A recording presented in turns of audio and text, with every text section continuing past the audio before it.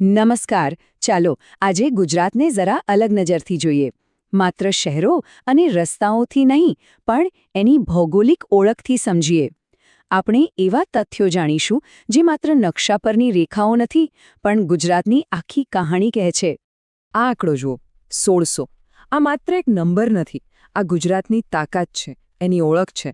આટલા કિલોમીટર લાંબો છે ગુજરાતનો દરિયા કિનારો, જે આખા ભારતમાં સૌથી લાંબો છે. અને સમજી લો કે આ માત્ર એક ભૌગોલિક હકીકત નથી, પણ ગુજરાતના વ્યાપાર, સાહસ અને સમૃદ્ધિનું પ્રવેશદ્વાર છે. તો આપણી આજની આ સફર કેવી રીતે આગળ વધશે? સૌથી પહેલાં આપણે ગુજરાતની રૂપરેખા સમજીશું, પછી એના ઊંચાણ અને નીચાણવાળા વિસ્તારો જોઈશું, એ પછી વાત કરીશું એની નદીઓ એટલે કે જીવાદોરીની, પછી ગુજરાતના કુદરતી સામ્રાજ્ય પર નજર નાખીશું અને છેલ્લે આ બધી ભૂગોળ પર માનવ પદચિહ્નની શું અસર છે એ જાણીશું. તો ચાલો શરૂ કરીએ પહેલા વિભાગથી, ગુજરાતની રૂપરેખા. શરૂઆત કરીએ એ જ 1600 કિલોમીટરના દરિયા કિનારાથી અને જોઈએ કે એ ગુજરાતના નકશા અને એની ઓળખને કેવી રીતે આકાર આપે છે. આપણે જે 1600 કિલોમીટરના દરિયા કિનારાની વાત કરીને, એ માત્ર એક લાઇન નથી, પણ એક ધમધમતું આર્થિક એન્જિન છે. અને એનું સૌથી શક્તિશાળી ઘટક એટલે કંડલા બંદર. એમ કહી શકાય કે આ બંદર ગુજરાતને સીધું દુનિયા સાથે જોડે છે. હવે જુઓ, આ એક રેખા જે ગુજરાતના નકશા પરથી પસાર થાય છે, લાગે તો સામાન્ય, પણ આ જ છે કર્કવૃત્ત, અને એની અસર જબરદસ્ત છે. આ એક જ રેખા રાજ્યને બે અલગ અલગ આબોહવામાં વહેંચી દે છે. એટલે જ રાજ્યનો ઉત્તર ભાગ થોડો સૂકો છે, જ્યારે દક્ષિણ ભાગ વધુ હરિયાળો અને ભેજવાળો છે. સારું, તો દરિયાની વાતો તો થઈ. હવે જરા જમીન તરફ આગળ વધીએ. ચાલો રાજ્યના એ શિખરો અને ટેકરીઓનું અન્વેષણ કરીએ જે અહીંના લેન્ડસ્કેપને એનું આગવું પાત્ર આપે છે. ગુજરાતમાં ઊંચાઈની વાત આવે ને તો આ બે નામ તરત જ યાદ આવે.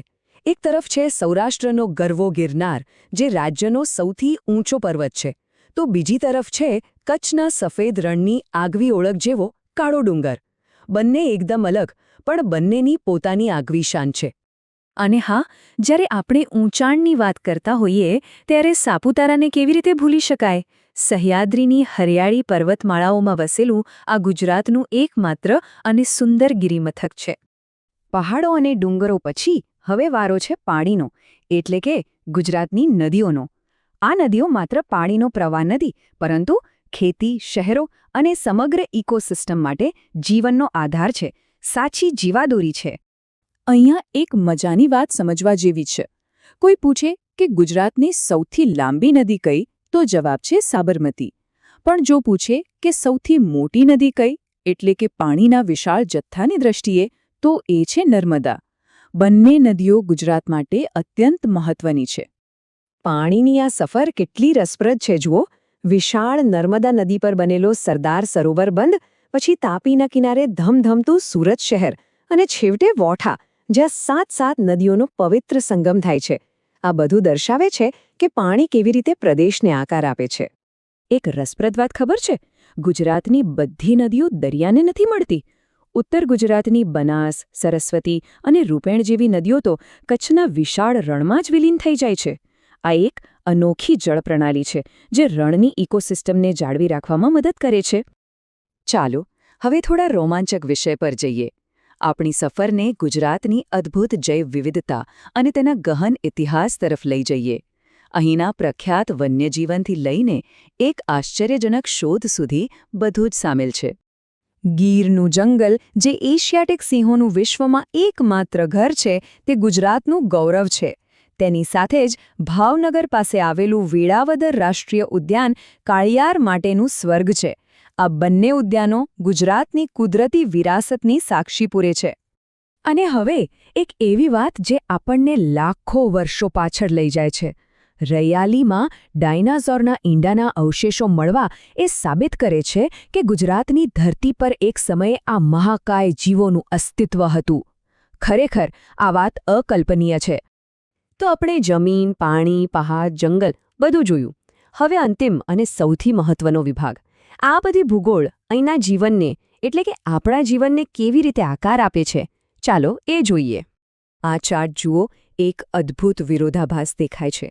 એક તરફ છે વિશાળ કચ્છ, જે ભારતનો સૌથી મોટો જિલ્લો છે, અને બીજી તરફ છે નાનકડો ડાંગ. આ વિવિધતા જ ગુજરાતની તાકાત છે. એક જ રાજ્યમાં સૂકું રણ પણ છે અને ગાઢ જંગલો પણ, અને બંનેની સંસ્કૃતિ પણ એટલી જ અલગ છે.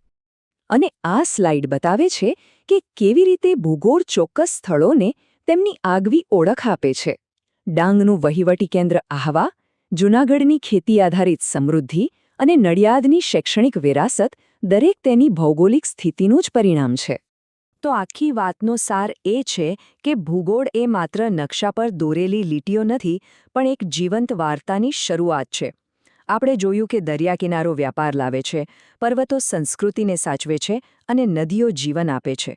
આ જમીન અને લોકોનો સંબંધ સતત બદલાતો રહે છે. તો પ્રશ્ન એ છે કે ગુજરાતની આગામી વાર્તા શું હશે?